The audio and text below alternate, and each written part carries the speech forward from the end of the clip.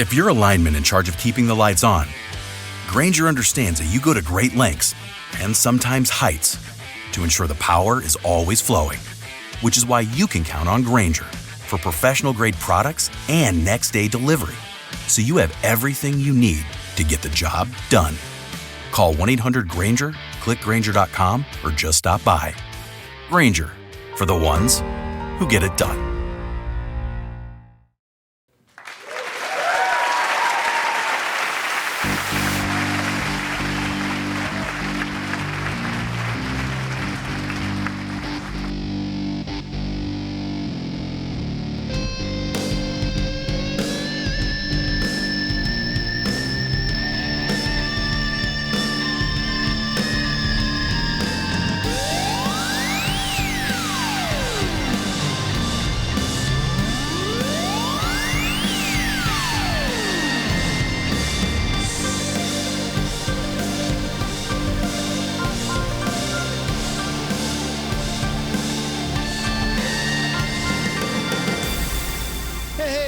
Welcome. Here we go. It's that time again. Matt Connarton Unleashed, and we are live from the studios of WMNH 95.3 FM in glorious downtown Manchester, New Hampshire. And it is a glorious day here in Manchester. Streaming at WMNHradio.org and on the Facebook, on the Matt Connarton Unleashed Facebook page. And if you're in Manchester, of course, you can also watch us on Comcast 97.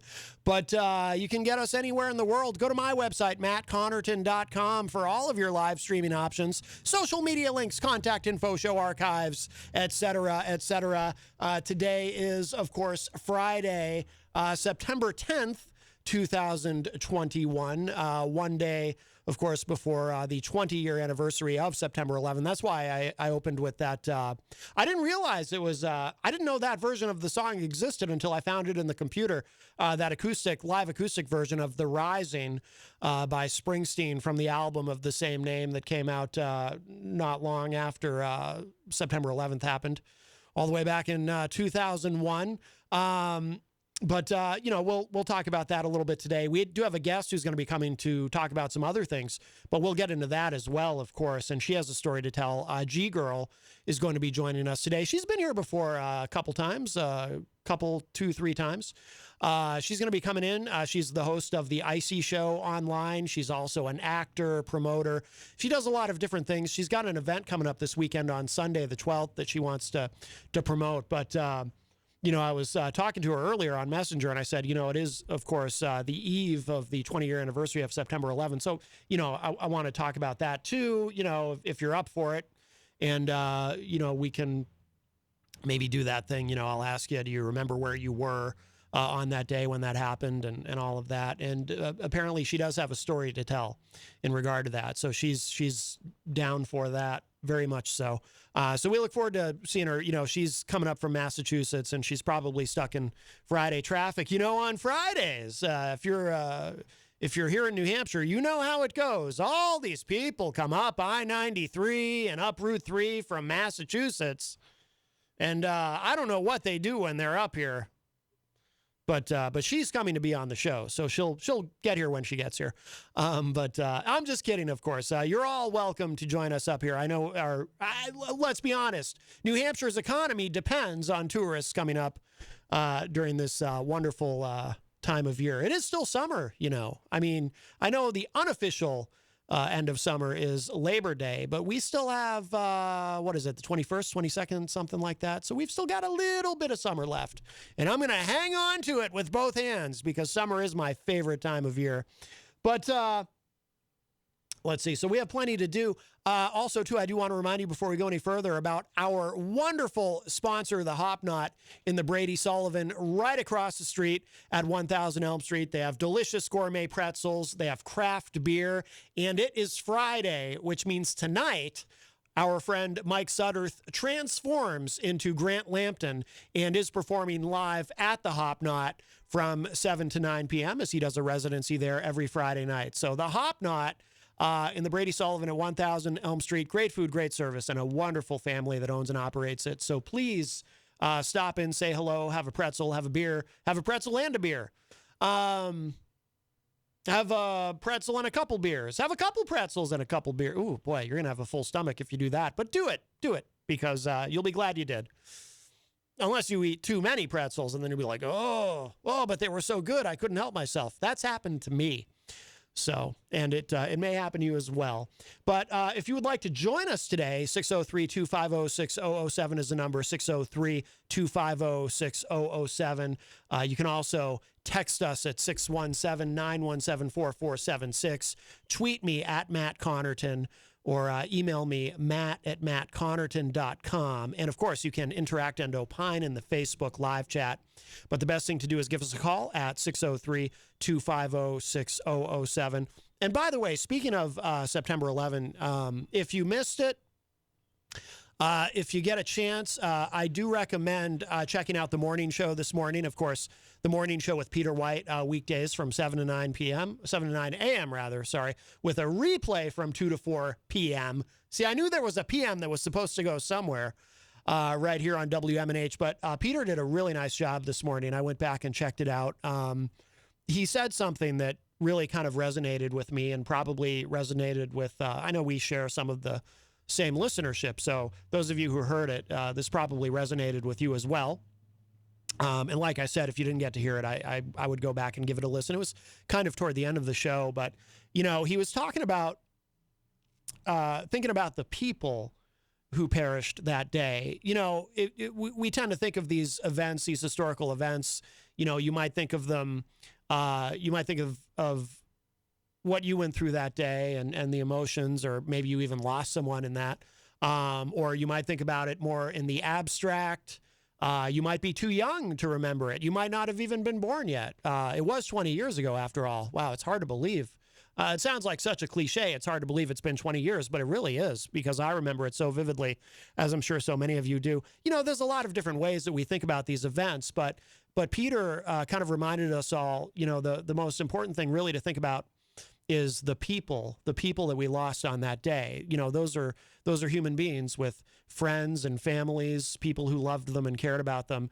And obviously the individuals in the World Trade Center that day, you know, I'm sure none of them woke up that morning thinking that, you know, something like that was going to happen to them. And, you know, you think about all the terrible things. Some of them died very quickly, obviously, when those planes hit. And some of them, I mean, the images are seared in my mind. It's hard to even talk about, but, you know, I remember the images of people leaping to their death. This is the one that really gets me. It's people leaping to their death because the building was on fire, and they had two options: either stay and burn to death, or jump and plummet to what would be, if they were lucky, an immediate, instant death. And so the choice was obvious. But can you imagine? It's so, you know, and what Peter did this morning, and I'm not gonna do it again here. He did such a nice job. Like I said, I would encourage you to check it out. But you know, those of you who live here in New Hampshire, this might resonate with you. He went through a list of people and talked about people who were either New Hampshire natives or had some sort of connection to New Hampshire who died that day. So I think he did a really nice job. So, you know, it's like I said, you know, we talk about it in the abstract. We talk about it from a historical perspective. Obviously, on this show, you know, we've talked about everything that came after it in terms of foreign policy. I mean, that's, you know, the event itself was 20 years ago, but it reshaped our foreign policy in the Middle East, to put it lightly, for the next 2 decades.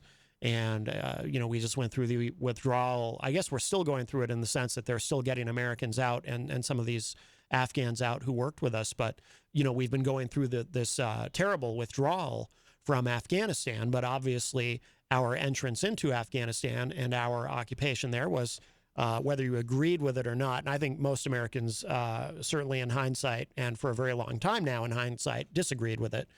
But, you know, and of course our invasion of Iraq, et cetera, so much flowed from what happened on that day. So we discuss all of that, but it was nice to hear someone say, as Peter did this morning, let's stop and think about these people and let's talk about some of these individuals, and instead of thinking of it on a macro level, let's think of it on a micro level for a moment and think about these individual people and what they went through. And again, I talk about, someone who had to jump to their death. God, that's unimaginable to me.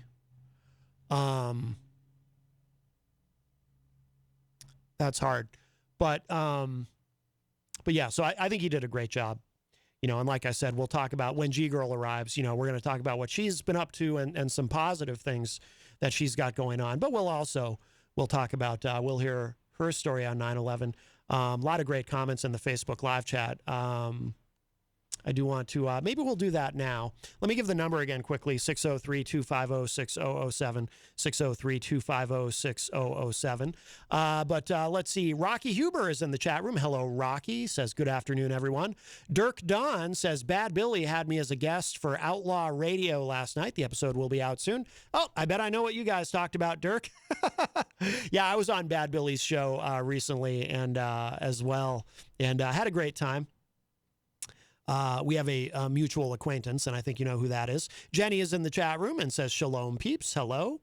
Dirk says, Matt, you might want to check your messages. I did see that, Dirk. I looked at that quickly before getting on the air. Tom Blanchard says, notice it's, of course, 9/11 Eve. Stacey Lawton is in the chat and says, hey, Matt Connarton, many blessings to you and to everyone. Tom really likes that song, The Rising by Springsteen. Absolutely great song. Stacy says, Matt, the 1-year anniversary of me being on your show is September 11. So we have known each other for 1 year. Now it's been 1 year now. It's been a big pleasure. You're awesome. Thank you, Stacy. I appreciate that. Miriam is in the chat room. She says, happy Friday. She's on her way to Boston. We'll grab this call. Hi, welcome to Matt Connarton Unleashed. Who's this? Hi, Matty. It's Gary. Gary. Gary, how are you? No, I'm glad you called. And I think I know why you're calling. And yes, well, I received... one thing. Did you get it? I did receive the envelope with the beautiful poem. Gary, do you mind if I read this on the show today, or would you rather we save it for Paul? I was going to ask if you did. Could you dedicate it to all the firefighters? Oh, and all the police? Absolutely. That's a phenomenal idea. Yes. I lost 4 friends from the New York Fire Department. Wow. They were friends of mine. They were from one of the drum corps, and they were hell of a guys. They were real fun guys. And my brother lost. He was a volunteer. He's a retired firefighter, and he lost a whole company of friends in New York, a ladder company. And they were one of the first ladder companies on there. So yeah, my heart goes out all to the firemen. I have friends that are firefighters, and those guys, they were friends. We weren't like great friends, but we were musical friends. And I missed them so much. They were really funny guys, and they used to make fun of me because I came from New Hampshire, and they said, do you still have the little pumper with the horses? And I said, no, we got the the old fire trucks you crank up in the front, and the guys still pump the water out. But I miss those guys dearly, and to everybody. And everybody just, take time out. Just take time out and think of somebody. And enough with this fighting of who this and that there. We just got to come together as a country again and just knock it off with the I'm better than you and you're better than me. And today and tomorrow, just find somebody and hug them. Mm-hmm, mm-hmm. Or give them that fist pump if you can't because of COVID. But give that fist pump. You see a firefighter, yes, or you see a policeman, you honk that horn and you wave at them, and you don't give them the universal signal. You give them the good signal, and you give them the fist pump up and say, we love you all. Mm-hmm. Enough of the crappy stuff. All the first responders, EMTs, like Jenny was an EMT. All the first responders, absolutely. Yes, all the first responders. We got to appreciate them. Yep. Yeah. Yeah. I just wanted to put my couple of 2 cents in on that because I miss them. They're good. They were good men, and everybody who I saw that that show that you're talking about. I saw it, and I couldn't watch the rest. I had nightmares after, just people. They held hands, and firefighters, and this was real. This was real tape. And the firefighters were going in. As they were going in, they were hearing thump, thump, and they thought it was just pieces of rock. And they looked, and these firefighters are living with, the ones that came out of there living. A lot of them did have some very mental problems, some and PTSD. And the guy that is a hero is those guys that put those guys down and that said, "Let's roll." Yes. Yep. The guys that said, "Let's roll," in Shanks. I'm gonna play those are some heroes. I'm gonna play that song later. They kissed on the phone, said, "I'm not coming home," and everybody, just everybody. So I'm gonna play that song later. That Neil Young song, "Let's Roll." I'm gonna play that at the top of the hour. Oh, please, absolutely. And there's just some good stuff. I loved what you did with Springsteen. I loved it. I love that acoustic version. Yeah, that's cool. Just, I didn't even know until I looked in the computer and I found it. I was like, oh. I heard it a long time ago, but I didn't know it was still out there. Mm-hmm. But it's music. It stays with us. All right, well, I'll forever. let you go. I'm a pain in the butt, I know. No, not at all. Not at all, Gary. Yeah, please, we love you. Please read that and dedicate it, and I hope and give it to Paul. Yes. And much love to Paul. Tell him, like I said, he's never met me, but please read it and dedicate it to everybody. Absolutely. I'm gonna do. It's written for guys, but I wrote one for my mom. God rest her soul. It's 20 years. She passed in 2001. So, but it's been 20 years for her. So I celebrate her life every year, and I have the poem I read for her that I made for her. But this is one that I made for men too. So yeah. But. No, that's okay. I'm babbling, so it's okay. Thanks a lot. All right. And I'm glad you received it. You just made my day, Maddie. Oh, you good. Just made my day. I'm glad. And much love to you, and much love to everybody, and much love to my woman, Jenny. I love her. Absolutely. I love both you guys. So. All right. Bless you both, and have a great show. And I'll listen to you guys tonight. Bye-bye. All right, Gary. Thank you. Bye-bye. All right, that's our friend Gary, our wonderful friend Gary. I am, yes, I will read that poem. I just want to finish these Facebook Live comments, and then I'm going to read the wonderful poem that Gary sent us. Let's see. Stacy Lawton says in the chat, this is very important to remember the people that we lost, the love that was the lost. I think Stacy's using voice to text. The families that lost, and may they continue to rest in peace, and may their lives never be forgotten, and may we always honor them and respect them for as long as we shall live. Absolutely. Bobby Champagne says there are still people dying from the events that happened on that day, diseases of the lungs that our first responders are suffering from. That's a great point, Bobby. That is so true and so tragic. And those people were promised help, not to get political with it. Maybe we don't want to venture too far into that, but people who were promised help from our government with their medical expenses and care and whatnot, who to a large extent have not gotten it, which is very, very frustrating. But that's true. When we talk about the first responders and the heroes that they are, and that they, what they had to do on that day, some of them died. Some of them survived, but they have PTSD, as Gary referred to, and survivor's guilt and things like that. And, and some of them are still suffering terrible medical conditions as a result of it, cancer and so forth. Gonzo is in the chat and says, the only silver lining to 9/11 was how united we became as a country. True, although unfortunately that didn't last long, because as soon as, and again, not to go too far politically with it, but because we don't want to detract from, the central thought with this. But of course, as soon as the Bush administration started banging the drums of war, we became ununited again pretty quickly, because then it became this thing of, well, you're either pro-America and you want to go invade and bomb everybody, or you're against America and you're with the terrorists.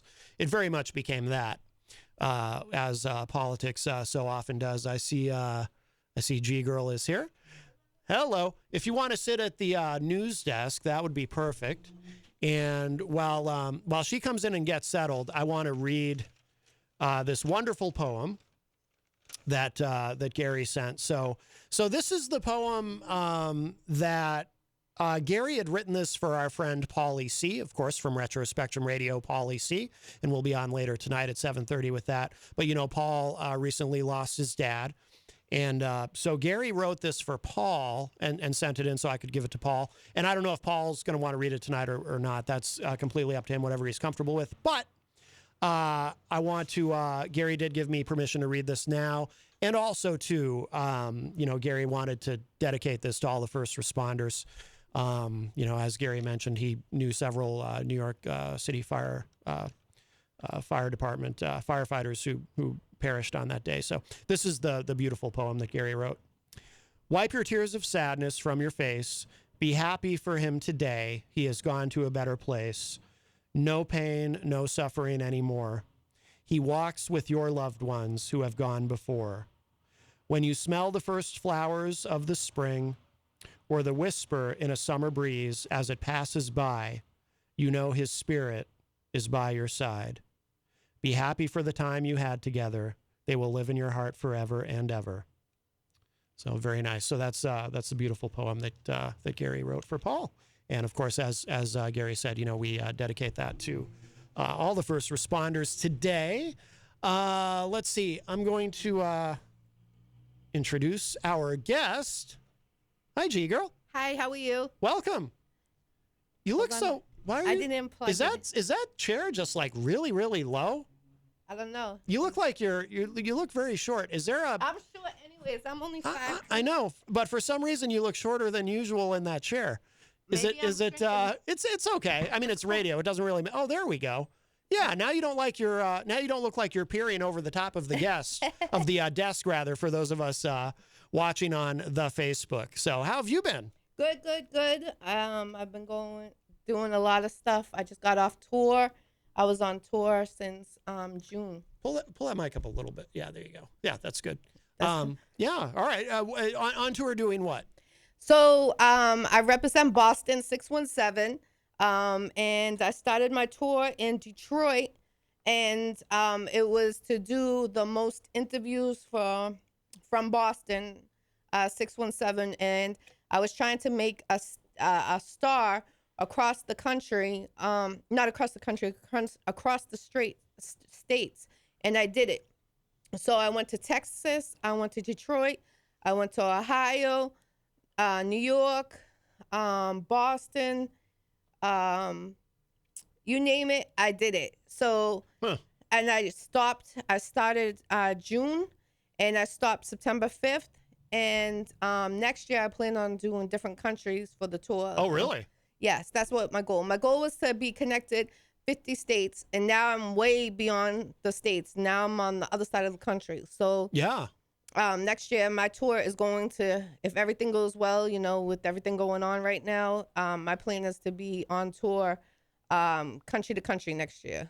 Yeah, hopefully hopefully Americans are allowed to leave the country. I don't know, the way things are going, we're kind of going backward in some ways with this with the COVID. But I know, boy, I'll tell you. I mean, were you obviously traveling around like that? Like in the Northeast. I mean, we've done okay. New Hampshire, we've done very well actually. But boy, I'd be afraid to go to Texas right now. Yeah, well, I did a lot of them over the Facebook Live. Oh, okay.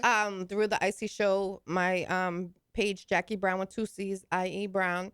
But I wanted to be connected through the different states. Yeah. So I made that goal, and next year I have countries that want me to come out to their country. Yeah. And so, that's what my goal is next year, to be on tour on different countries. Okay, very cool. Now, what is the Icy Show?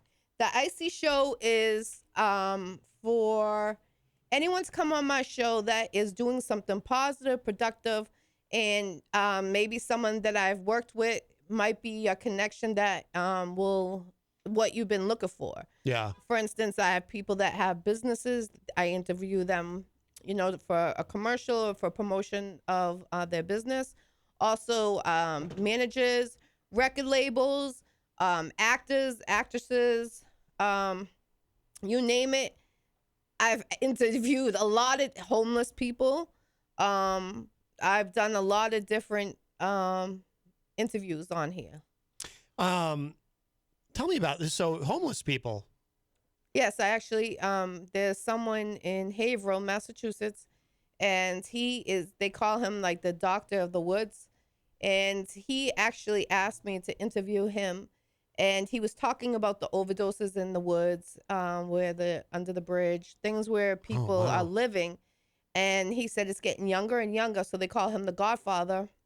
He saves lives that, this guy showed it on my show. He had a whole backpack full of anything. He was like doctor, whatever you want to call him. And it was interesting because he said he saves more lives by the time the police and the firemen get to those people that are overdosing.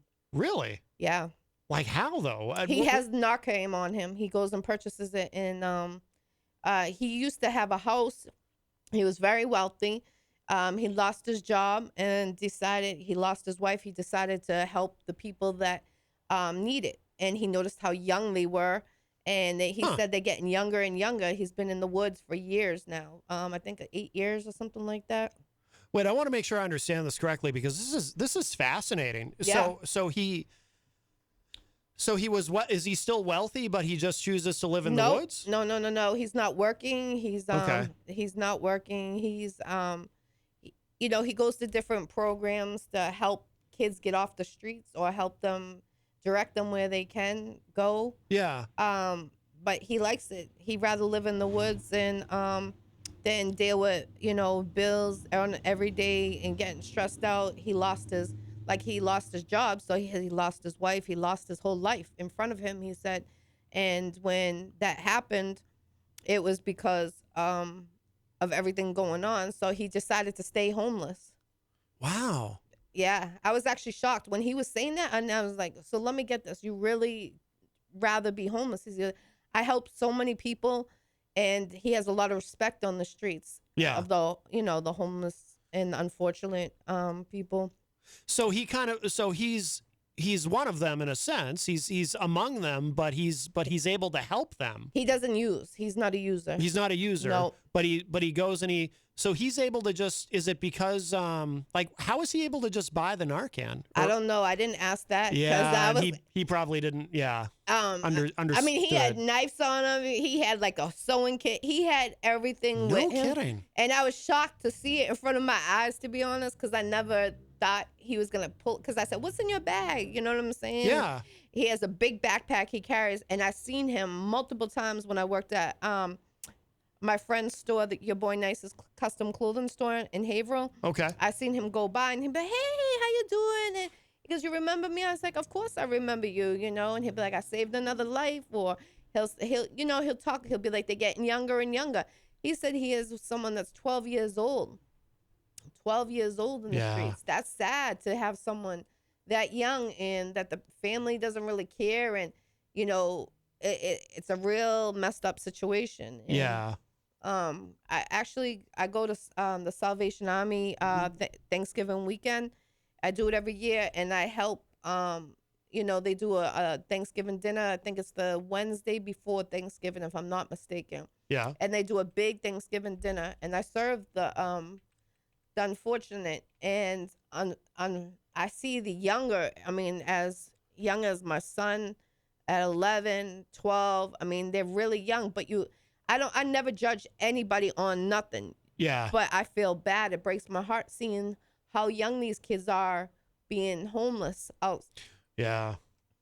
And, and of course with the pandemic too, it's, all of these problems that we had before in terms of poverty and homelessness, everything is just exacerbated. So have you always done that where you go and help? I made it consistent the last 4 years this year. This will be the 4th year I'll do it. I'm always fascinated to ask people about this. What was the impetus for you that made you decide to do that? I've been homeless before. Yeah. So I know how it is not to have as fortunate as other people. Yeah. So if that's something that will make a smile on someone's face to help them, why not do that? To serve, take 2 hours out of your time.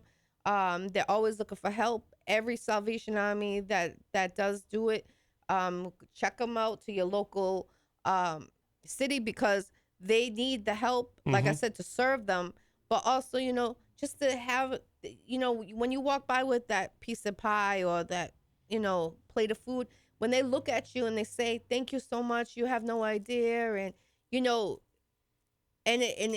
something, you have to, they're not as fortunate. So one thing is sometimes they smell, you know what I'm saying? So some people can't tolerate doing stuff like that. Yeah. They're not hygiene. So I feel good when I do it. I really do, Matt. And sometimes I tear up hearing some stories because they'll come and talk to me and things like seeing I'm young. And I tell them, don't give up. You always stay strong no matter what you're going through. God will help you. Just believe in God always, and God will have your back always. The gentleman in the woods who helps people, is he the most interesting person you've interviewed? Because that's just fascinating to me. I would actually say yes. Yeah. Because he kind of threw me off on a lot of things he was saying. So, yeah, I would say that was the most interesting interview I've ever interviewed someone. Yeah. Is he the only homeless person you've interviewed? Yes. Yeah. Because I see these guys online sometimes who just go around and talk to, because it's so easy to, like you were saying, you don't judge anybody, and that's an important thing to try to keep in mind because, it's very easy to, I consider myself a really empathetic person, but I've caught myself doing it. It's easy to make a judgment about somebody, but you have no idea what their story is or what's happened to them or what they've been through. And, and again, especially now with the pandemic, everything is even worse. And people who, I actually, it was back before our holiday break at the end of last year. It was the only time this has ever happened. I actually teared up on the show because I was talking about how, so many people are suffering. And, Jenny was with me, and, we're on the show, and I said, I don't know what I ever did to be so fortunate. What did I do to get so lucky that I'm not suffering, that, that I'm okay and she's okay, and we're getting through this, and we haven't been sick, and we're not, we're not starving or homeless or anything like that. But I see so many people are suffering, and it just, and it really got to me. But it is easy to judge somebody. We have a lot of homeless people here, and, it's a problem in every city. And, it's important to kind of stop and remember, if you don't know their story, you don't know, and actually too, the guy you were talking about, that's an example of someone who is doing what he's doing, not because he's, like you said, he doesn't use, he's not a drug addict. He has his own reasons for what he's doing. And he's actually doing something positive. He's also not mentally ill, because a lot of these folks are. Yes. And it's not that they, it's not that they want to be homeless necessarily, but they also just can't get the help that they need. I mean, here in New Hampshire, everyone, my dad, he's a social worker, and he talks about, there's never enough resources for these people. I believe that too, because you're seeing more and more. And what kills me too is because in Boston, I don't know if they have that out here. I brought my son with me today. I wanted him to experience this opportunity being on the radio station, and that's why I brought him. But we did pass the homeless. I forget which street it was, near the courthouse. Okay. They're lined up there's about maybe 30 to 40 right now. Yeah. And it broke my heart. And my son, I was explaining to him, I was like, those people that they're waiting for a room to get into the shelter over there. And, and it's sad. And, I wish I knew that was lined up there, because my son and I love to go around helping the homeless or donate food to unfortunate, things like that. And I would have brought like paper bag lunches. Yeah. If I know how many people were lined up there, I would have made sure of that. That broke my heart, actually, just seeing that broad daylight. In Boston too, we have it. What's that street? It's on the tip of my tongue. Oh, I've seen it. And they got hundreds. I don't remember what street it is either. I know, I drive it all the time. I've seen it. I've seen it because it's seared in my memory, being in Boston and seeing just like it's like a wall of homeless people. Yeah. Yeah. What? Mass Ave. Okay. Yep. Mass Ave. And I mean, it's so sad. You see how many people there lined up, and I blame the government too, because they turn around and they open this, like, it's I forget, underground or something they call it, and that's where they were giving the fix to the people that were methadone clinic. They call it the methadone lane over there on Mass Ave in Boston. And you see all these hundreds. Before, you didn't see hundreds of people lined up. Now that they got the clinic going, they had that clinic for the methadone, they were going more and more and more and more and more. And it's like, I feel like the government made them, get addicted to that. They took away the OCs, and they took away the Oxycontins, they took away the Percocets, they took away Vicodins, all that stuff, but they switched it to methadone. So now it's easy for everyone to get methadone. You just have to join the methadone clinic. And it's like, dang, that's crazy. Now they look at people. I mean, Matt, it's so sad. It breaks your heart. Like, how can they bend so forward on their toes with the legs straight, going almost bending forward, like flat, and then to jump back up? You know what I'm saying? That's the drug. They can't help it. But I feel like, instead of taking away these pain pills, and I know a lot of people that need pain medicine. I have a friend that has sickle cell, 2 people, and they can't even get pain medicine, and they have that deadly disease. Yeah. And it's a very painful disease. Like, they're constantly in pain. Yeah, yeah. So, it's how everything is working with the pharmaceutical, it blows my mind. It really does. I had a doctor that was prescribing me a lot of medicine, and I stopped on my own. Yeah. Just like that. Because I noticed what he was doing. He was adding another prescription. I'm like, this is not how it's supposed to be. I shouldn't be on all these prescriptions when everything's coming back fine. You know what I mean? And, then when I found out what I was on, I was like, hell no, I'm not taking this anymore. So it's just crazy.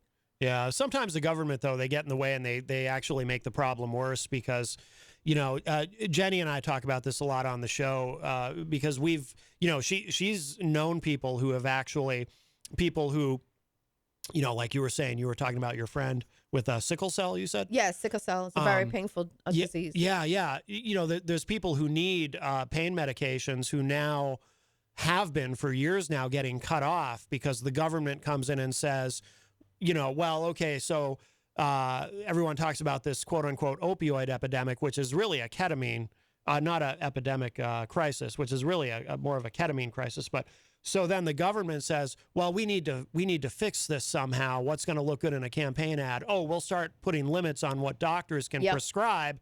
But then what ends up happening is, so then the government is getting in the way, getting in between the patient and the doctor. So now a good doctor who wants to give you, my mother ran into this too, a good doctor who is trying to give you the pain medication that you need because you have a debilitating condition, all of a sudden is having to cut you off. And now you're screwed. I mean, my mom went through that. It just, Jenny said fentanyl in the chat.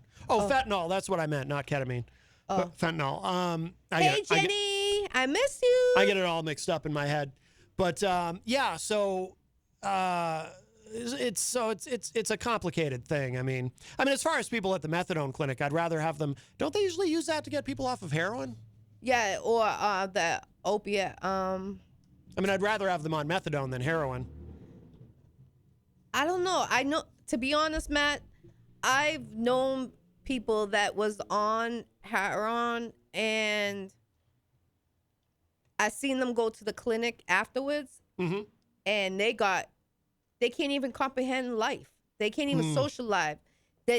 Honestly, they were better off on heroin because they were turning around and functioning. You couldn't even tell they were on that type of drug, to be honest. Yeah. I'm being honest with you. I'm in this industry. I see a lot of people on different drugs, and I don't judge nobody. I can't judge nobody. It's the industry of hip hop. But what can I say is, you got to be there for someone. If you know someone that's on a serious drug like that, be supportive. Try to get them in a clinic. But honestly, I could see why, because the way these people are turning into zombies. Yeah. Matt, I mean, it's unbelievable, like how he went from being on heroin to methadone. But methadone, he can't even comprehend. Like, I mean, they really, I don't know what is in that, but I think that is more powerful than any other drug out there. Really? I've seen people on coke. I've seen people on heroin. I've seen people on Xanax, Quanapins, Percocets, you name it. I've seen someone on every type of drug out there. Yeah. And like I said, I don't judge. But when you see your friend deteriorating from, they checked into a clinic and they could comprehend and have a job being on heroin, but then when they turn around and be on this methadone, they can't even comprehend. They can't even stand up. I mean, God, Matt, I wish I could show you, like, take a video in my head so you could just see. They, like, go like this. I'm sure you've seen videos when they're zoned out. That's not heroin they're on. That's the methadone they're on. Yeah. They make you like a zombie. Like, that is very powerful. Yeah. I had a friend, he kept telling the clinic, he didn't want to go up on the dosage. So, they made him go up on that. And they shouldn't have made him go up. And then he ended up not going because he felt like they were making him, like, do it. Yeah. He felt peer pressure. And he's like, I'm a recovering drugging. And how can I go to the clinic when they're peer pressuring me to go up on that methadone? And he felt like, they were just trying to get him addicted to that. Really? Yeah, he felt that. And he dropped out immediately, And I think he went like 3 months. But every time they were trying to increase, he said, I don't need it. I'm not eating. All his urines were coming up just with that crap, the methadone in it, nothing else. Yeah. So he was faithful. He was really trying to clear it. But for him to stop, that meant that methadone is really very powerful drug. So, like I said, I feel like, they should bring back pain medicine, one thing. Because I feel like more people in that the guy that was homeless on my show, he even said the methadone is a powerful drug. He said, they go, gave the Narcan when they had the methadone. So, I heard methadone is a very powerful. All you could do is pray for everyone that's, has a problem. And I just wish these doctors would be more lenient. If you have a chronic disease, be lenient for these patients. I mean, my friend, he has to go to first of all, he has a baby at home. His wife is working. He can't hold down a job. He's waiting for unemployment to kick in. They keep denying him, saying he's young because he has that disease. But if you look up sickle cell, it's a chronic, it just gets worse and worse as time goes. It doesn't get better. The pain increases. Oh, God. And depending which type you have, I forget, T1 or T2 or something like that. Because it's anemia, right? Sickle cell anemia? Yes, very, very anemic. Okay. Like iron pills won't even do it. Sometimes you have to have blood transfusions. Sometimes you have to stay in the hospital and have blood keep going, flush your whole body. Yeah. Like drain your blood and then have new blood coming in. Like I forget what that's called, but they do that. Every case is different. But my friend, he's a dad, and he's a dad. And he has a baby, 1 year old. He has to go to the hospital every day to get pain medicine through the IV because and he's in Texas. This is in Texas. Yeah. And that's two people I know in Texas that have the same disease. And they're both going through the very painful. One's a female, one's a male, and they both have kids.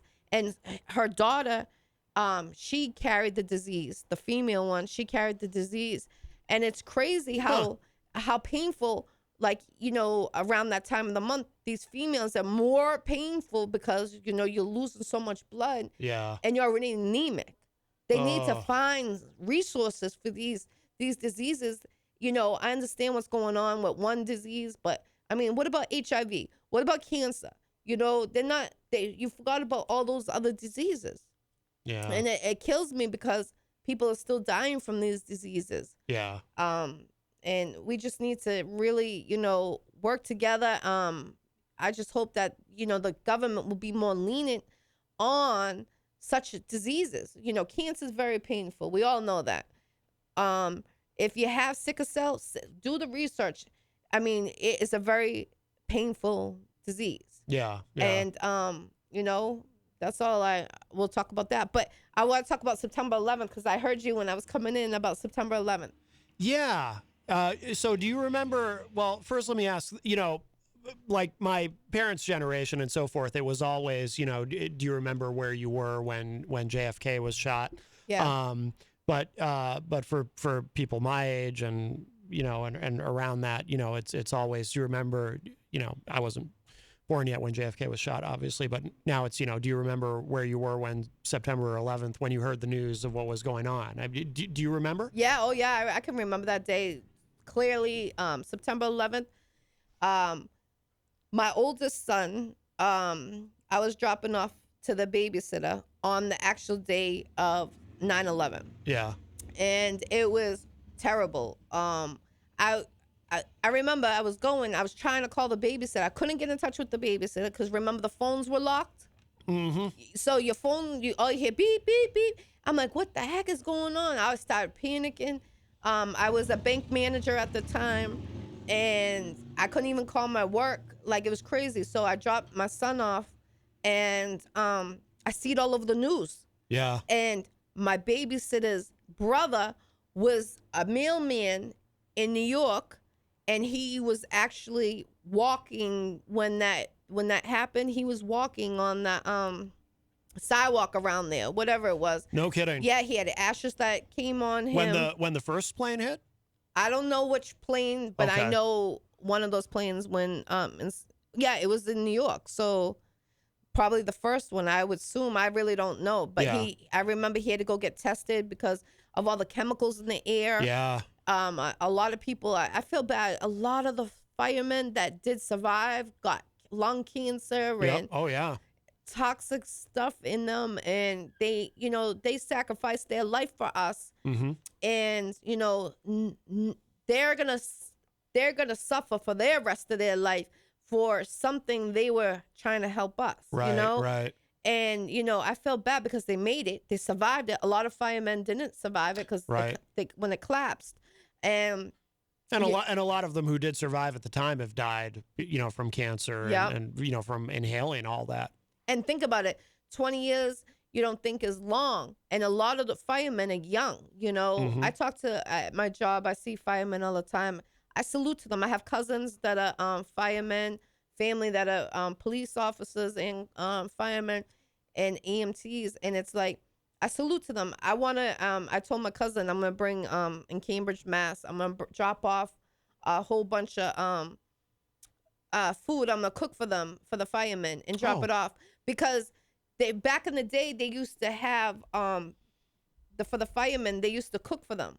Not anymore. The firemen cook upon each other. So I want to do like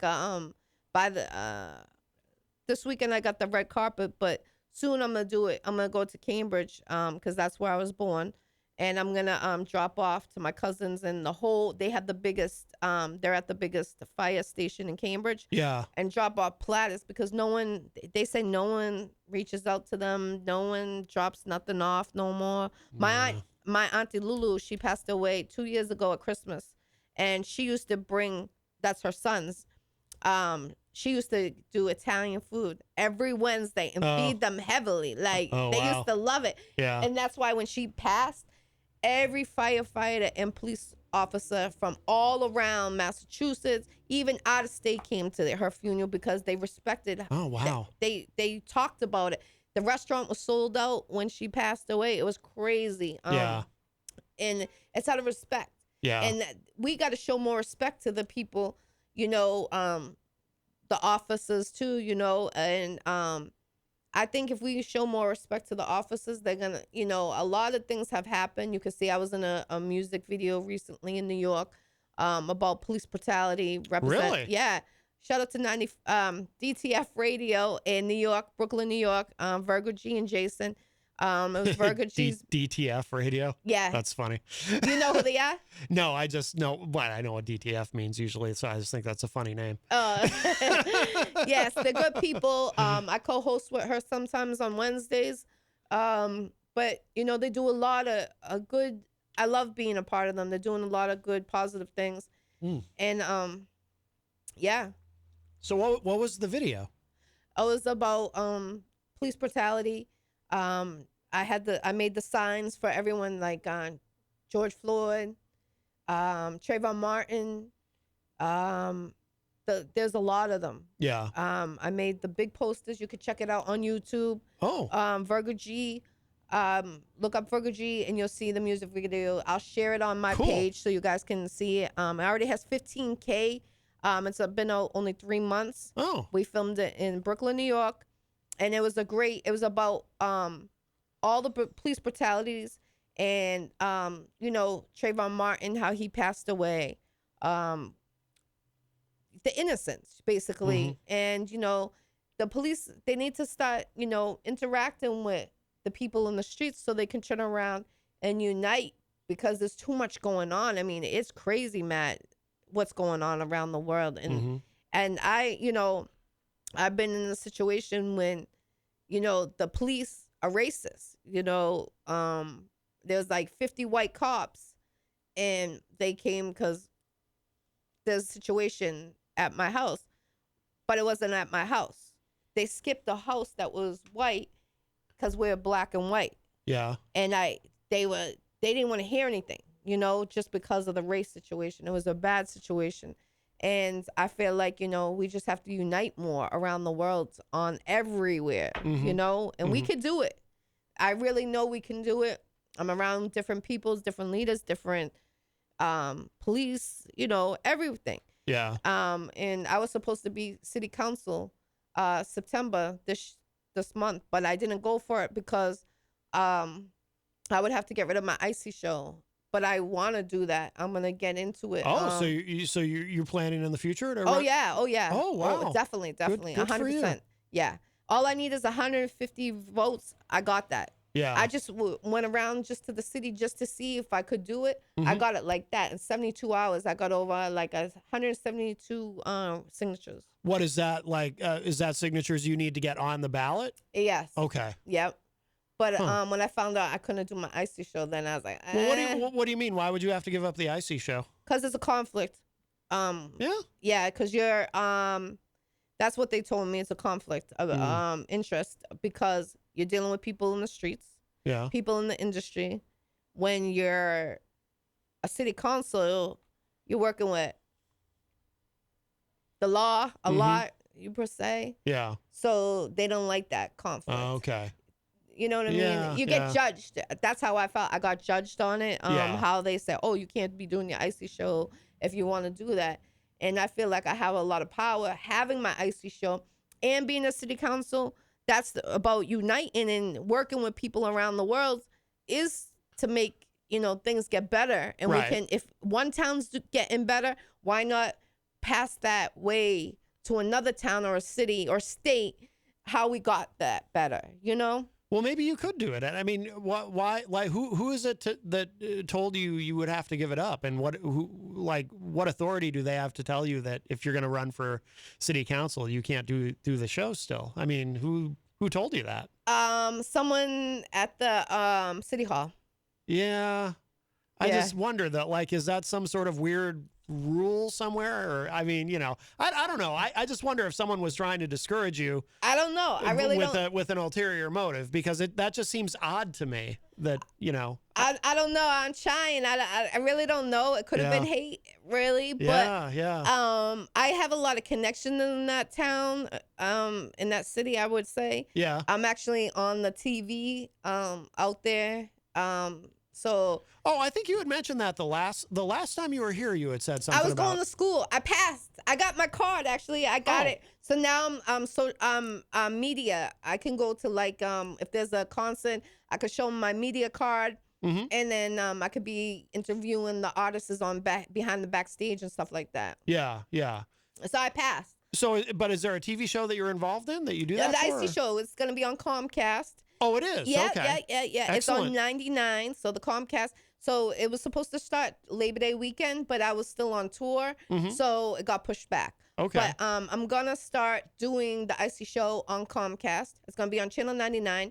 You'll be able to see it here because you're in New Hampshire.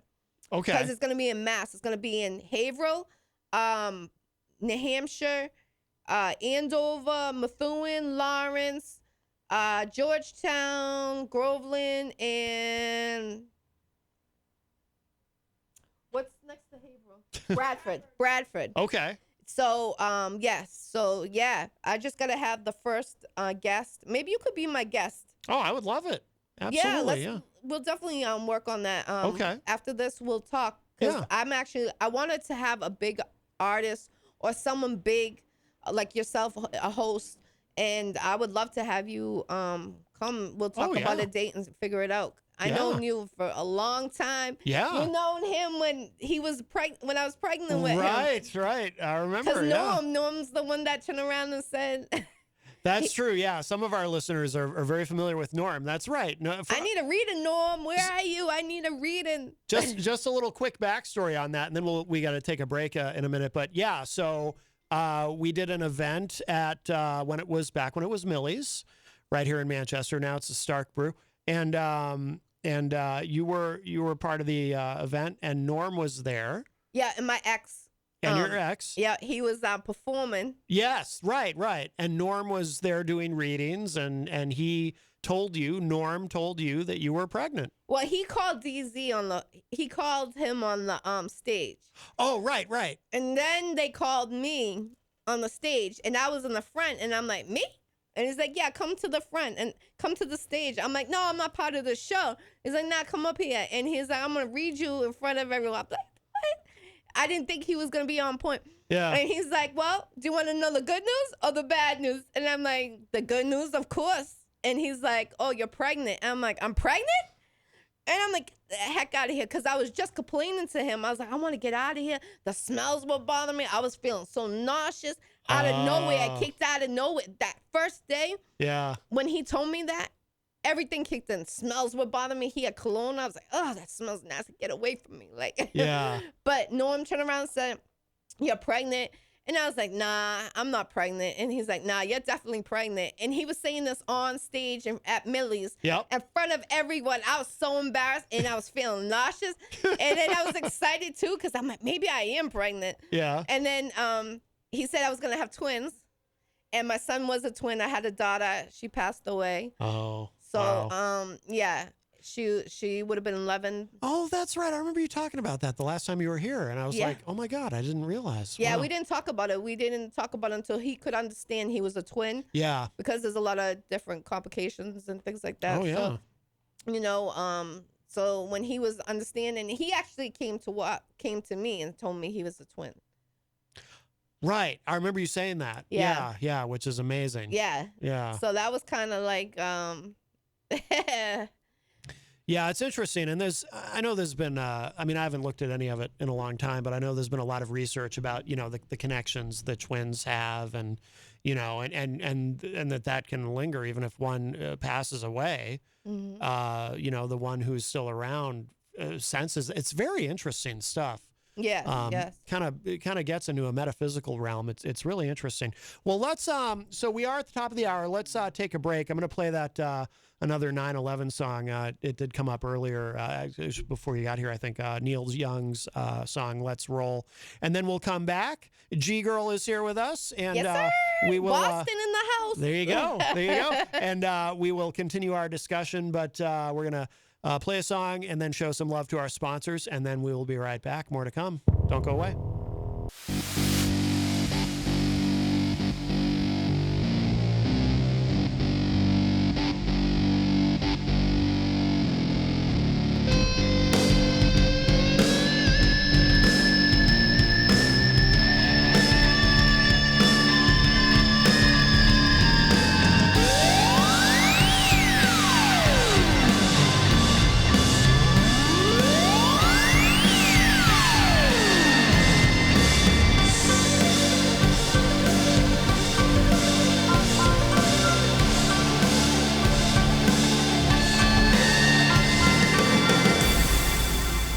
Welcome back, everybody. We are well into hour number 2, numero dos of Matt Connarton Unleashed, and we are live from the studios of WMNH 95.3 FM in glorious downtown Manchester, New Hampshire. Also on Comcast 97 if you're in Manchester. Streaming at WMNHradio.org and on the Facebook on the Matt Connarton Unleashed Facebook page. And you can also go to my website, mattconnerton.com, for all of your live streaming options, social media links, contact info, show archives, etc. Of course, hello to our friends at Raw Talk Online and Tomorrow Radio. Today is Friday, September 10th, 2021, and G-Girl is with us at the news desk. Yes, I'm here from Boston 617. That's right. Oh, pull that mic. Yeah, there you go. I'm short. Here we go. That's all right. I do want to remind you, of course, we are proudly sponsored by the Hop Knot in the Brady Sullivan at 1000 Elm Street, where they have delicious gourmet pretzels and craft beer, and they have Grant Lampton performing live there, as he does every Friday tonight from 7 to 9 p.m., so be sure to check him out. Grant Lampton, he does a great job there. He gets rave reviews, of course, and the Hop Knot, like I always say, great food, great service, and a wonderful family that owns and operates it, and we're so honored and proud to have them as a sponsor. Also, don't forget tonight, coming up at 7:30, I will be back as I am the co-host on Retro Spectrum Radio with Paulie C. every Friday night from 7:30 to 10 p.m. And here's what we've got coming up tonight. This Friday night on Retro Spectrum Radio, we are going to be doing Politically Incorrect for 2.5 solid hours. We will be featuring songs and classic TV commercials that would never be released today. Back in the day when being uptight wasn't invented yet. This one's going to be fun, so you don't want to miss it. The Cringe Fest begins at 7:30 tonight. So tune in. Yes, this might be the most dangerous edition ever of Retro Spectrum Radio, but we'll see. But if you'd like to enter the discussion, 603-250-6007, 603-250-6007. You can also text me at 617-917-4476.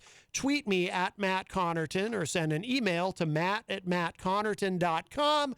But the best thing to do, of course, give us a call, 603-250-6007. And you can always interact and opine in the Facebook live chat as well. And before we go any further, G-Girl, we should talk about what you've got coming up on Sunday. Yes. Make sure you come out this Sunday at Hall of Fame's in New York, Queens, New York.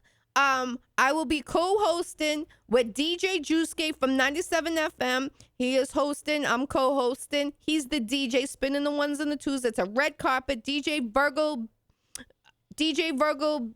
G's birthday. Also Cuban Link is performing.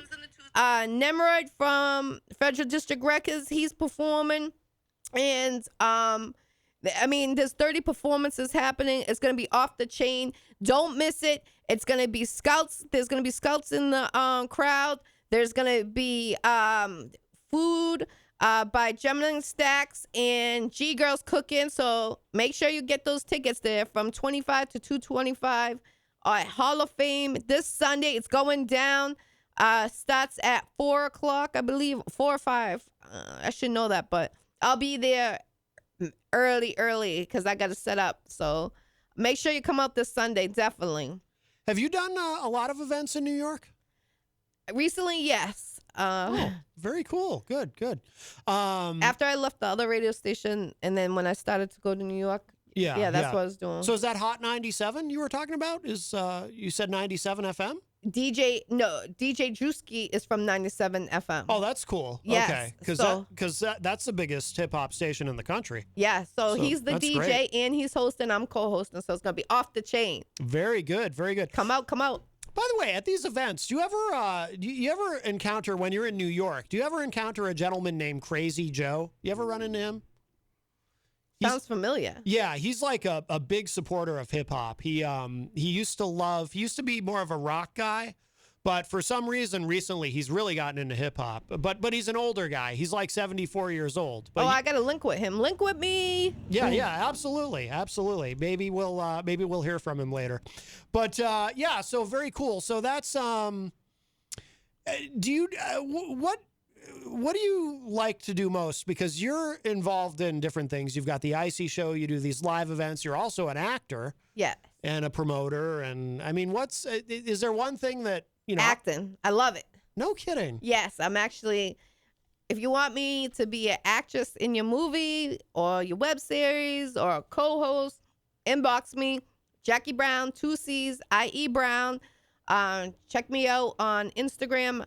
I launched my website. It's ICICCYSHOWW.GoDaddySites.com. Go check it out.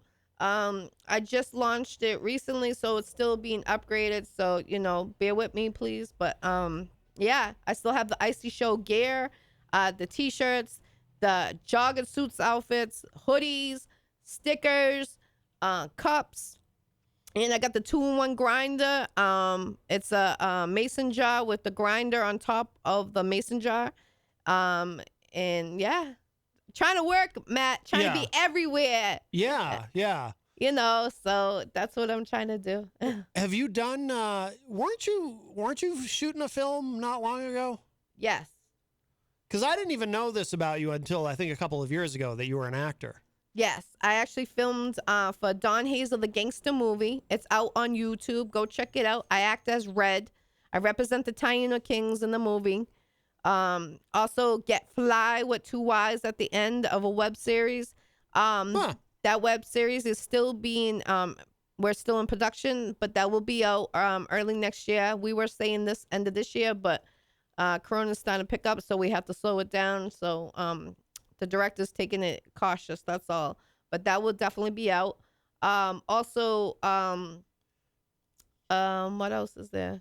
Don Hazelton, did I meet him? Am I saying his name right? Don Hazel. Don Hazel. No, you never met him. Maybe you must have been talking about him last time you were here. Okay. Yes, I always talk about him. He puts a lot of people on different movies in Boston 617. What's the movie called? Don Hazel. The Gangster. The Gangster. Okay, I just found it on YouTube. Yes, I'll have to check that out. Yeah, check it out. Check out the part when I jump out of the trunk and everyone says that's the favorite part. Let me know if that's your favorite part. Inbox your girl, Jackie Brown. Definitely let me know. Make sure you come out this weekend, Sunday in New York. I'll be at Hall of Fame's co-hosting. It's going down this Sunday. I'm telling you, it's going to be off the chain. They say this is the biggest event of the whole 2021. Yeah. Well, for a long time there were no events happening. So, it's been interesting seeing things opening up and people are really hungry to be able to experience live entertainment, live music, and whatnot. This is my last one for a while. Oh, really? Yeah. Yeah, I'm gonna hibernate during the winter. Yeah. So I'm going out with the bang. I'm gonna do this red carpet. Then if you need me to co-host, just inbox me. But I plan on just falling back in the winter. Yeah. I always fall back. The holidays, I'm doing the mommy thing and Yeah. always cooking. I want to focus too on my cookbook and my cooking episodes, things like that. I want to. Oh, is that part of the Icy Show too? Yes, yes. Cooking episodes? Oh, okay. Yeah, Wow. I started doing. I haven't done one for a while because I was on the tour these 3 months, but I plan to get back into it. It's fall. I'm gonna make apple pie, apple crisp, roast beefs in the oven with my homemade gravy, things like that. So you're gonna see a lot coming up. Oh, very cool. Very cool. Happy birthday to my daughter tomorrow. She is turning 19 years old. Oh, so, wow. Yeah, No she kidding. was on the 1-year anniversary of September 11th, and those nurses were horrible, Matt, during my labor. Now, yeah. So you mentioned something about that in Messenger earlier. Because when I messaged you and I mentioned, obviously we're going to talk a bit about September 11th with tomorrow being the 20-year anniversary. But yeah, you said something about what. Tell me about that. So I started having labor on September 11th, the 1-year anniversary. Yeah. And my daughter, her heart rate kept dropping. But the nurses were like, oh, you got to get to the 12th. Get to the 12th. I'm like, the 12th? You don't want to have a baby on September 11th. Look at all the lights that were. I was like, I don't want to hear this when I'm in labor. And they're like, oh, you should try to prolong it to a. You want that. Hold on. So a nurse was actually. Nurses, multiple nurses, Matt. Really? Every shift, the nurses came in. They said, you really want to have a baby on September 11th? I said, I have no choice. My daughter's coming today. Yeah. And they said, you should try to prolong it. I said, prolong what? My daughter's going to come. Like, what the heck? Oh, this is the awful birthday. You really want to have a birthday on September 11th? I'm like, I have no choice. My daughter's coming today. Wow. And when I go to the doctor's appointments, like when she was first born, they'll be like, September 11th. Ugh, what kind of birthday is that? I'm like, you're telling a mom that with her daughter right there. Like, you should be ashamed of yourself saying that. Like, especially when you have someone in labor. Like, oh, my God. And she ended up coming at 11:20 at night because I had to go for emergency C-section because her heart rate dropped like the second time, but it was like real bad. Oh, wow. And the nurses kept saying, oh, I guess you're not going to get the September 12th birthday. You're getting the September 11th. And I was like, well, at least God's giving me life, Yeah. I mean, it could have been worse, There was lives taken. So I'm looking at as angel. I'm bringing an angel back into life. Yeah. And, the nurses did not want to hear it at Winchester Hospital. They did not want to hear it. They were the worst nurses during my labor on September 11th when I had my daughter. Wow. And I had my kid. I had 2 kids at Winchester Hospital, and I had another one. But from the first experience to the second experience, I would never go back to that hospital for a C-section. No kidding. Wow. Yeah.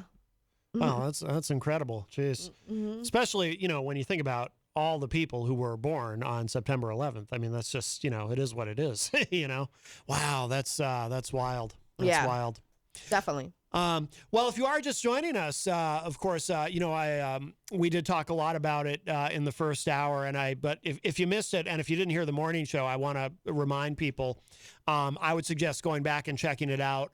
Peter White, of course, host of the morning show weekdays from 7 to 9 a.m. here at WMNH, and then there's a replay from 2 to 4. Did a really nice job, I thought, this morning of, he was talking about when we talk about September 11th. We think of it in terms of very often, the political implications of everything that followed it. And, probably the same way past generations thought about Pearl Harbor in kind of an abstract way and whatnot. And we all have our memories of how we found out what was happening that day. But Peter was talking about the importance of remembering the individuals. And Peter actually went through a list of people who either were New Hampshire residents or had ties to New Hampshire, who perished on that day. And I thought he did a really nice job of that and kind of reminding us that, that's the most important thing to remember. And that, so we were talking about that a bit in the first hour of this show. And that led us into, Gary called and he sent in that wonderful poem that is for Paul and Paul's dad who passed away recently, but also I read that and to dedicate that to all the first responders. And G Girl, you said when that was all happening, September 11th, you said you were in your car and it was on the news. Yes. Yeah. I was actually dropping my oldest son to the babysitter. Yeah. And I couldn't get through, so I'm like, oh, maybe something's wrong with the phone. But when I got to the babysitter, I heard on the radio, they were talking about it. Yeah. On all the radio stations you put on, they were saying it. Oh, did you hear what happened in New York? The towers just got hit, and what the heck is going on? When I went, the babysitter showed me on TV. I was like, what? And they were doing the replay of the planes hitting. I'm like, what the heck? And all those people. Yeah. It's devastating. Out of all the times I've been to New York, I've never been to the towers. I do see them light the sky up with the light down there. Yeah. But I've never been there. I don't think I would want to go to it. I would be scared the chemicals are still in the air or something. Yeah, well, as we were discussing earlier, so many people, so many of the first responders on that day and in the preceding days, many of them dying from cancer and other things, breathing in all the toxic, all the chemicals and whatnot. And then, I'll talk about just briefly. So my day on that day, at the time remember Strawberries, the music store? So for those who don't know, Strawberries was a store that sold CDs, and I think at that time we still had cassette tapes even. But CDs, DVDs, and all that kind of stuff. Oh yes, cassettes were then. Yeah. I think it was at the tail end of cassettes, but yeah, cassettes were still around. So I was working at the Strawberries on Loudon Road in Concord. I was living in Concord, and that morning, so I had no idea what was going on. I was completely oblivious. I had to open the store that day. So I wake up that morning, and I lived just a few blocks from the store. So if it was a nice day out in the morning, unless it was pouring rain or something, I would just walk to work. And so that morning, it was a beautiful day out. It was a perfect day. So I walked to work. So I didn't hear my car radio, because if I was in my car, I would have heard the news. So I'm completely oblivious to everything going on. So I walk to work. I'm getting the store open. I'm the only one there. Morning shift. We'd usually be alone until noon or 1 o'clock in the afternoon. So I'm opening the store.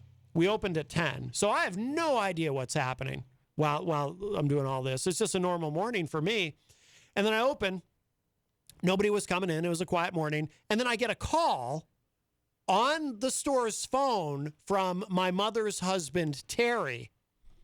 And I hear his voice, and immediately I'm worried, because why is my mother's husband calling me at work from his job?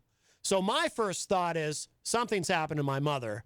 So immediately I say to him, what's up? Is mom okay? So he says to me, he has no idea that I don't know what's going on. So he says to me, well, she's okay, but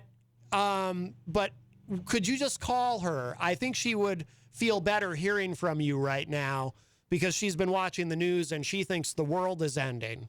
Yeah. Now he says that to me, and now I'm even more panicked, because again, completely oblivious to what's happening. I'm like, what do you mean? And my first thought in my head is, growing up in the 80s, Cold War kid, I'm thinking, are we in a nuclear standoff with the Russians or maybe China? Yeah. Like, is the world ending? Are we about to go to war? What? So then he explained it to me, what was going on. He was shocked that I didn't know. I said, no, I walked to work. I haven't heard any news or anything. So he explained to me what was going on. So then I was like, oh, okay, well, this is terrible, but at least we're not all about to be incinerated by a nuclear bomb. So, so then I did. I got off the phone with him. I called her, and she seemed to feel a little bit better. And, and then the next thing I did was we also sold boom boxes. So I plugged in a boom box and turned on the radio so I could listen to what was going on, because nobody was coming in the store that day. But yeah, that's where I was. I'll tell you, it's such a cliche. I almost hate to say it, but it really is true. I remember it like it was yesterday. Me too. It's that vivid. Even though it's 20 years ago, Yeah. it's like it seemed like it just happened. I know, yeah. It and is. hopefully, knock on wood, we never have to experience that again, or our children to experience that. That was awful. Yeah, God willing. Yeah. And it's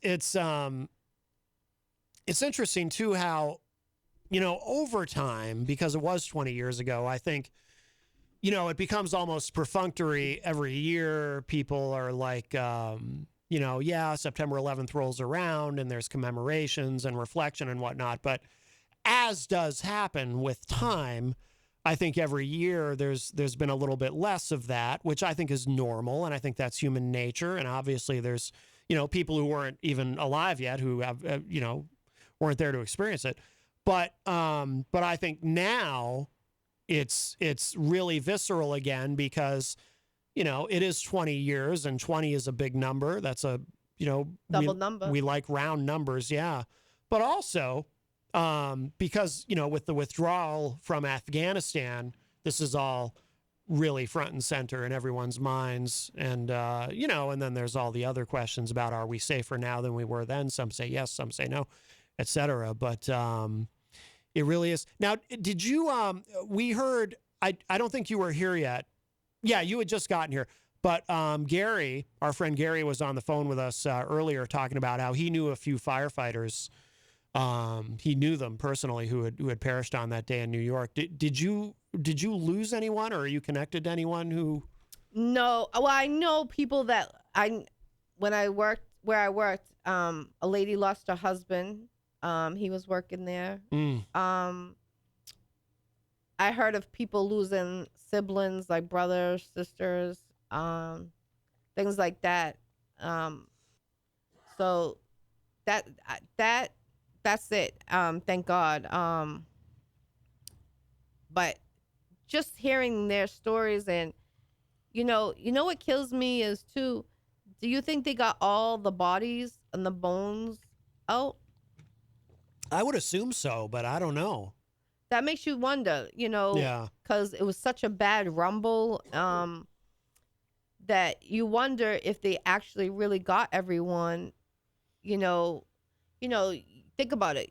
Could have been, people that living on the streets. You never know if they were nearby, and True. Family members haven't seen them, so they could be still on the list of unsolved or unfound. I don't know what it's called, but something like that. You wonder, Yeah. It's really, you really sit there and you wonder, did they really get everyone? Yeah. They were tired for hours and days and, even months after they were still over there. Yeah. So that's what I really wonder. I hope they counted everybody that really was near there that lost their body or life. That's what I really wonder. Yeah. I mean, I would assume so with, I don't know how that works exactly, but, there must have been an excavation of the site. And, obviously that's a large area to cover. But I would assume so, but being tired, think about those men worked hours and days and hours staying away from their family members and couldn't even go home to their own children and family. Yeah. And it's like they could have been exhausted. I mean, look at the nurses and the doctors last year, with this going on. So, your body can take so much, but I really wonder that. Yeah, absolutely. Well, we've got some time left if anyone wants to get in with a call. 603-250-6007, 603-250-6007. Doesn't have to be about 9/11. It can be about anything, but G-Girl is here with us today, and we haven't seen her in a while. So call in if you'd like, 603-250-6007. You can also text me at 617-917-4476. Tweet me at Matt Connarton, or send an email to matt@mattconnerton.com. And of course, you can always interact and opine in the Facebook live chat. We'll say hello to everybody in there. We won't read all the comments. Some of these we did earlier, but Rocky Huber is in there. Dirk Don of Arrogant Media joins us. Dirk, of course, we hear from him every Wednesday with his album review segment, which is a very popular segment on the show. Jenny is in the chat room, of course. Tom Blanchard, Stacey Lawton in the chat. Hi, John. Miriam Banish joins us. Let's see. So we'll make sure we don't miss anybody in here. Bobby Champagne in the chat room. Gonzo is in the chat. Hello, Gonzo. Let's see. Did I mention John Hopwood? I forget if I mentioned John Hopwood. Ryan Gorman is in the chat. Ryan's been spending a lot of time in New York. Hello. Scott Robinson. I don't remember if I mentioned Scott already or not. All right, looks like we're caught up there. But yeah, give us a call. 603-250-6007.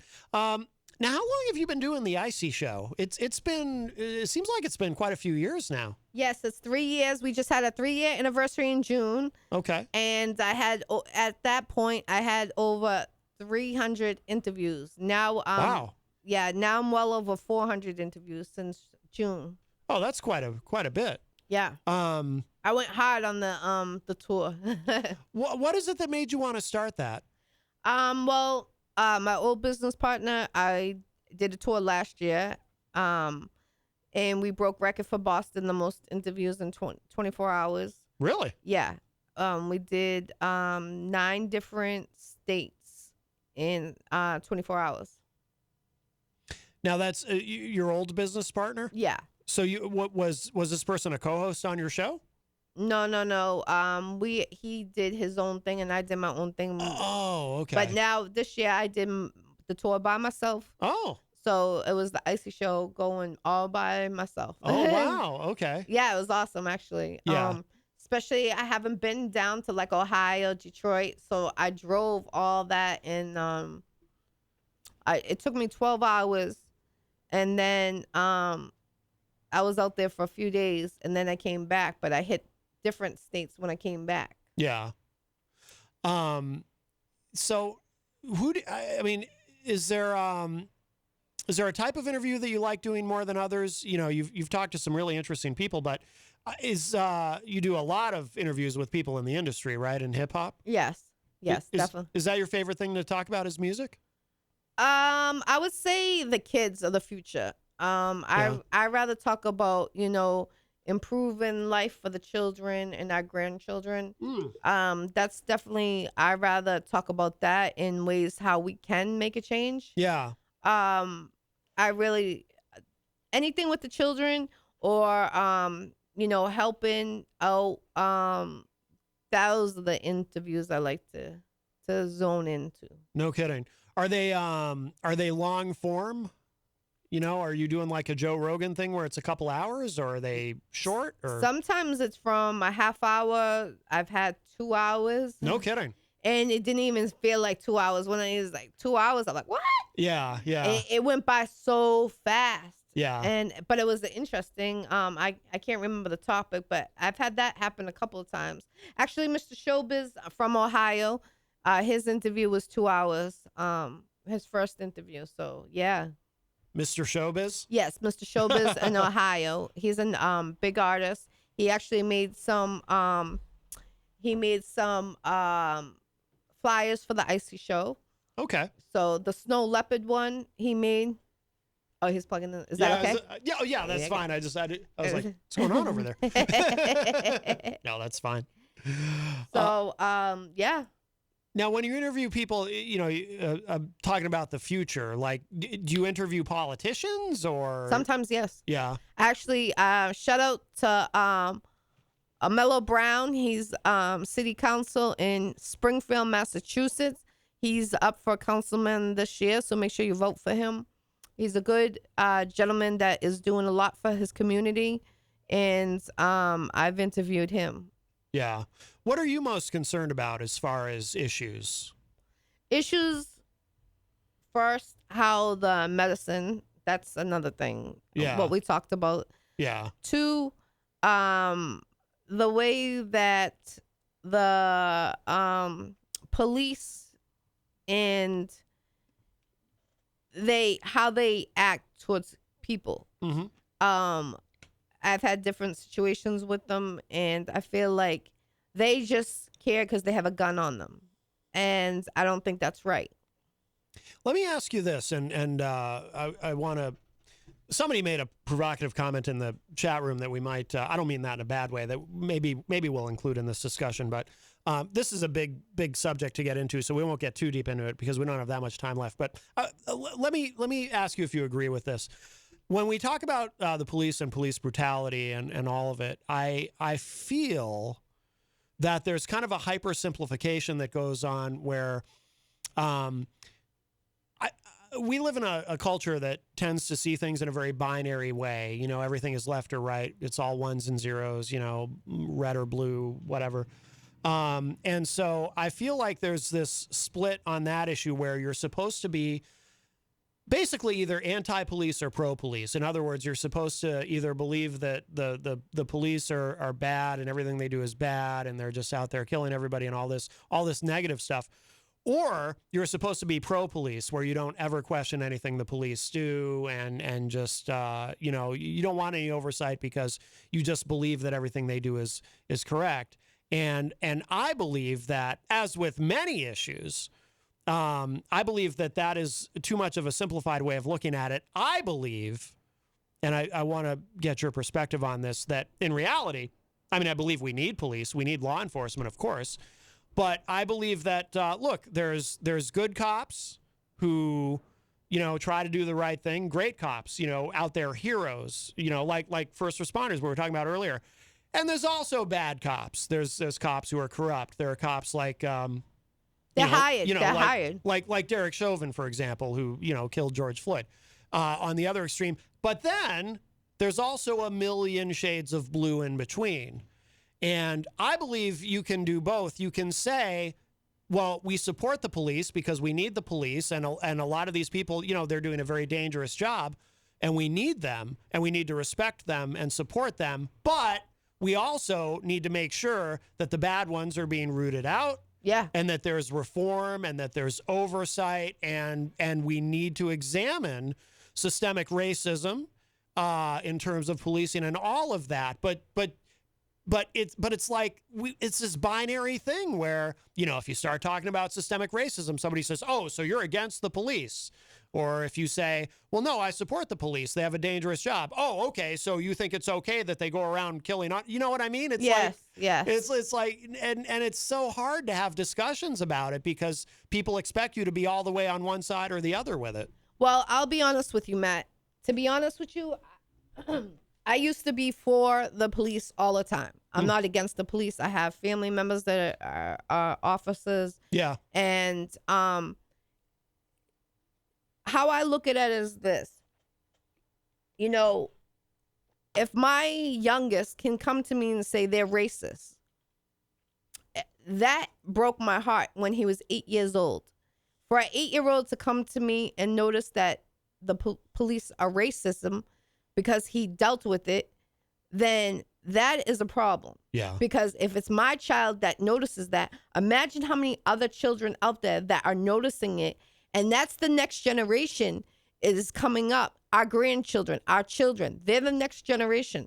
So if they're noticing it so young, the police need to make a difference for themselves out there and positive and a better look, even though their job is hard. But EMT jobs are harder and they don't even carry a gun. They're not armed and they get beat up. They get punched. They're dealing with patients and they get bitten. They get stabbed. They deal with a lot of crap and they don't get that much money. I'm sorry. Yeah, Jenny's told me some stories from when she was an EMT, and it's some of that stuff is shocking. It's like somebody did that to you? What, you know, it's crazy. Yes, it's very crazy. So I feel like that's why I say the police need to interact more on a positive note. Their jobs are dangerous, but EMT jobs are more dangerous. They don't have bulletproof jackets on. They're getting assaulted all the time that you don't hear of that is happening. Mm-hmm. And so I'm not against anybody that their job is to protect. Yeah. But there's a difference to protect and not to protect. And just because you have a gun on you does not give you the right to kill somebody or act macho or bully man or female to an innocent victim. George Floyd, I was disgusted on that case. when I kept hearing that and hearing that and hearing that, for 10 minutes almost to be on top of somebody with your full body weight on there is disgusting. Yeah. Because if you and I did that, we would have been in jail for the rest of our life. Oh, of course.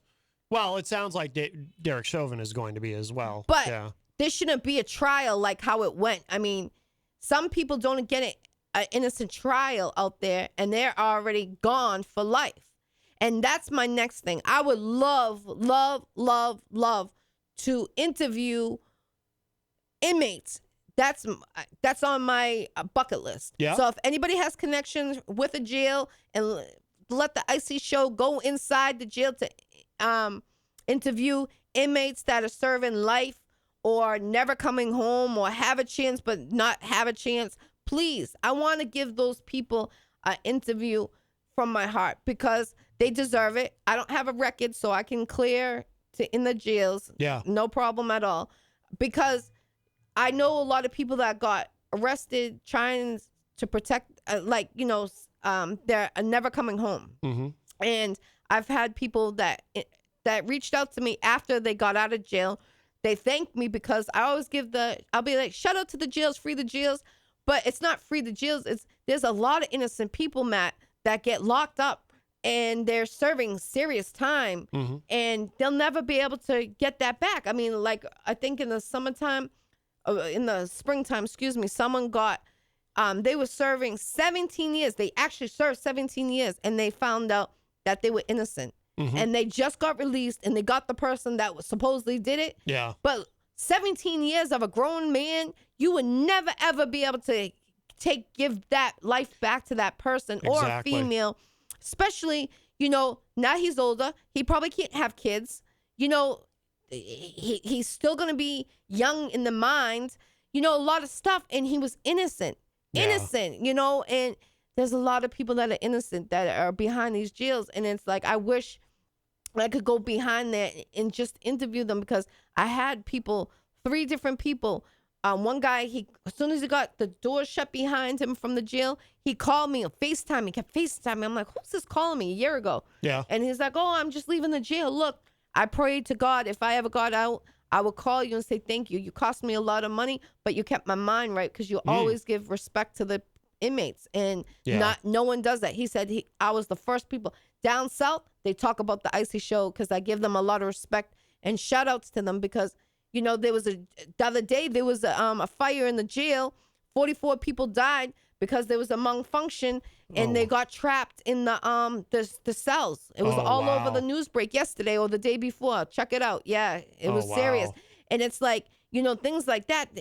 Those lives, those people, they might have not even were supposed to be in jail. So they just lost their life because you put some innocent person behind the jail.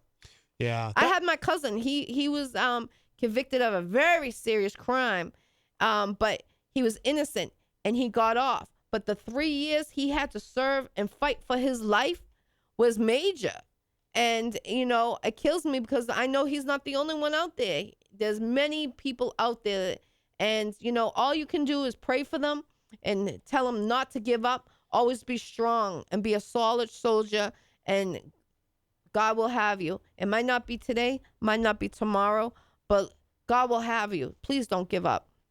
Yeah, that's actually, too, my whole reason why, well, not the whole reason, but a huge part of why I have always opposed the death penalty, because there's too many cases of, we know it's happened many times. The numbers are actually kind of shocking, where someone is sentenced to death for a murder that they were convicted of, and then later we find out either because of new DNA evidence that's been uncovered, or someone recanted their testimony, or maybe it was a coerced confession or whatever it is, we find out that they may not have been guilty, or they were in fact not guilty at all. And, you can't, at least if they're still alive, if you find out they're not guilty, you can go through the process of getting them out. You can't give them back the time that they lost, but at least they're not dead. Right.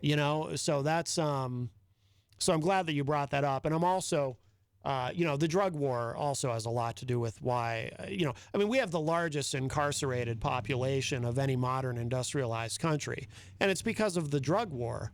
Yeah. And I think all that, I think the drug war needs to be tossed in the trash. I mean, at the very least, cannabis should be fully legal. Yes. You know, there's people serving in federal prison because they got caught with cannabis in a state where it's still illegal, or even in a state where it's legal because it's still federally illegal.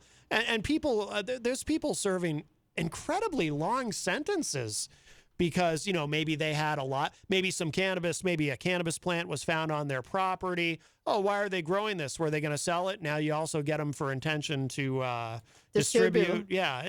And they get, those people get locked up for decades because they got caught with cannabis. It's awful. It's awful, Matt. But another thing you brought up is that they're overpopulated. The jails are overpopulated. That's another thing. Yeah. They're overpopulated. They're putting people in gyms that are mats, which is a risk. You're not supposed to be able to put them in a gymnasium and have them side by side. That's a very, if you're overpopulated, I feel like, you know, weed is, you know, I smoke weed. I'm proud of it. I'm not going to lie about it. And, you know, I've had blood clots, and the doctors didn't say it was from that. Yeah. From smoking weed. So therefore, weed is not bad for you. And people, you know, that have epilepsy, they use the cannabis because, you know, it slows down the seizures. I have someone that has seizures and they use it and it slowed down them dramatically. So I feel like if we get rid of the people that are in jail for weed, we will unpopulate the jails that are overpopulate. Yeah. And then the taxpayers aren't paying all that extra money when those innocent people should be out too. Right. And weed, come on. I mean, plant, whatever.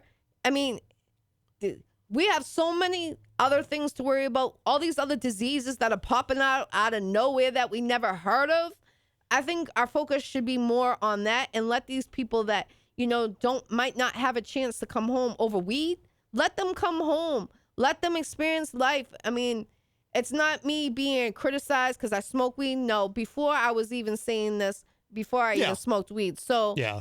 I just feel like, you know, there's other drugs that, you know, okay, focus on that. But weed, let those people come home. I mean, it's really, I mean. Yeah, absolutely.